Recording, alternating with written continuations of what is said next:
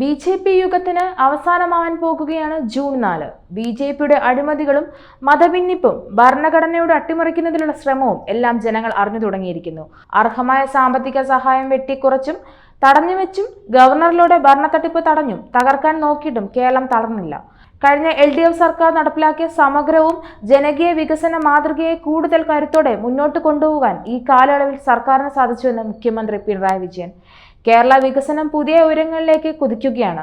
സാമൂഹിക ക്ഷേമവും സാമ്പത്തിക വികസനവും ഓരോ പ്രാധാന്യത്തോടെ നടപ്പാക്കുന്ന നമ്മുടെ നാടിന്റെ ദേശീയ തലത്തിൽ നിരവധി അംഗീകാരങ്ങൾ നേടിയെടുക്കാൻ ഈ കാലയളവ് കൊണ്ട് സാധിച്ചു. ഇടതുപക്ഷത്തിന്റെ കുറവുകൾ എല്ലാം BJP സർക്കാർ ചൂണ്ടിക്കാണിച്ചപ്പോഴും കൃത്യമായ തെളിവോടുകൂടിയാണ് സർക്കാർ തിരിച്ചടിച്ചത്.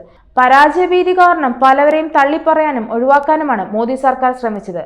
RSS പോലും BJPയെ തള്ളിയ സാഹചര്യമാണ് ഇപ്പോൾ.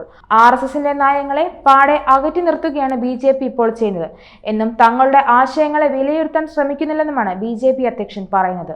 ലോക്സഭയിൽ 430 വരെ സീറ്റ് കിട്ടുമെന്നായിരുന്നു BJPയുടെ അവകാശവാദം. ഇപ്പോൾ 250 സീറ്റ് പോലും കിട്ടില്ലെന്നാണ് അവസ്ഥ.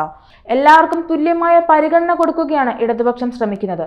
ഇടതുപക്ഷ ജനാധിപത്യ മുന്നണി സർക്കാർ കേരളത്തെ കൂടുതൽ സ്ത്രീ സുരക്ഷിതമാക്കാനുള്ള ശ്രമമാണ് നടത്തുന്നത്. ഏത് ദുരന്തവും ഏറ്റവും വലിയ ഭീകരതയോടെ അനുഭവിക്കുന്നത് സ്ത്രീകളാണ്. പാലസ്തീന്റെ കാര്യമെടുക്കുക. ഗർഭിണികളായ സ്ത്രീകളെ മരുന്നും ആഹാരവും ഇല്ലാതെ വലയുകയാണ്.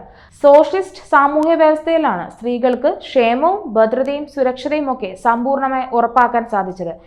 ഈ വ്യവസ്ഥ ഇതേപോലെ നിലനിർത്തുന്നതിനും അതിലൂടെ സ്ത്രീക്ക് മാന്യതയും അവകാശവും സ്വാതന്ത്ര്യവും ഒക്കെ തുടർന്നതും നിഷേധിക്കുന്നതുമൊക്കെ പ്രതിജ്ഞാബദ്ധമായ ശക്തികൾ സമൂഹത്തിലുണ്ട്.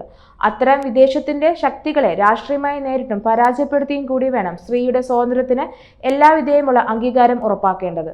രാഷ്ട്രീയം പറഞ്ഞ് പിടിച്ചു നിൽക്കാൻ പ്രതിപക്ഷ പാർട്ടികൾക്ക് കഴിയില്ല. അനാവശ്യമായ വിവാദങ്ങൾ, സാമൂഹ്യ മാധ്യമങ്ങളിലെ പ്രചരണങ്ങൾ, കേന്ദ്ര ഏജൻസികളെ മുൻനിർത്തിയുള്ള വെല്ലുവിളികൾക്കൊന്നും LDF സർക്കാരിനെ വില പോയില്ല. ശരിയായ നേതാവിനെ തെരഞ്ഞെടുത്തപ്പോൾ ഒരു കാരണവും കൂടാതെ ഭരണം മാറി മാറി വന്നിരിക്കുന്ന കേരളത്തിൽ ആദ്യമായി ചരിത്രം സൃഷ്ടിച്ച LDF സർക്കാർ ജനപക്ഷത്തു നിന്ന് എല്ലാ പ്രതിസന്ധികളെയും നേരിട്ട് ജനപ്രിയ സർക്കാരിനെ പ്രവർത്തനങ്ങൾ ജനമനസ്സുകൾ നൽകിയ സമ്മാനമാണ് ഭരണ തുടർച്ച. ഒപ്പമുണ്ടെന്ന വാക്കിനൊപ്പം തെരഞ്ഞെടുപ്പുകളിൽ പറഞ്ഞ വാഗ്ദാനങ്ങൾ ഒന്നൊന്നായി നടപ്പിലാക്കി ഇവിടെ ഒരു പ്രവർത്തനക്ഷമമായ സംവിധാനമുണ്ടെന്നും യുവാക്കൾ മുതൽ മുതിർന്ന പൗരന്മാർക്ക് വരെ മനസ്സിലാക്കി കൊടുത്ത് അവയെല്ലാം വിമർശനങ്ങളെ അവഗണിച്ചുള്ള വോട്ടായി മാറി.